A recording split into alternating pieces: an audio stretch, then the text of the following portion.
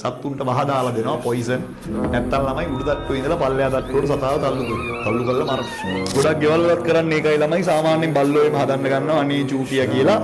Long හැලිලා ඌට ticket එක ඇදුනාම පයින් ගාලේ ලෝනවා ඌ පාරවල් ගානේ තැන් තැන් වල ලොන් හැලි හොරි හැලි දඟලනවා. ඒවා වෙන පව්කාර වැඩ. මාළු හදනවා වෙන්න පුළුවන්, පූසෝ හදනවා වෙන්න පුළුවන්, බල්ලෝ හදනවා වෙන්න පුළුවන්.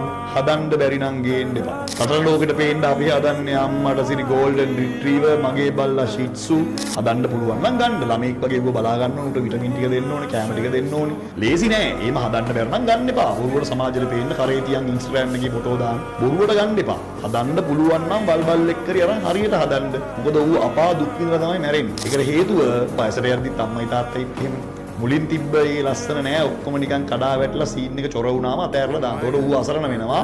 ඒක විශේෂයෙන්ම කියන්න ඕනේ මාළු හැදුවත් එහෙම. සමහරවගේ මාළු ටැංකි මරියානා ආගාදේ. මාළු හදනවා නම් මාළු ටැංකිය ලස්සන පිරිසුදු කරලා මාළු ටික පිළිවෙලට දාලා එහෙම. ඊන සත්තු ඇති කරනවා නම් තමන්ගේ දරුවෙක් වගේ කතාව හදපන්. හදන්න බැරි නම් සත්තු හදන්න එපා. දන්න බැරි නම් ගන්න එපා. එච්චරයි.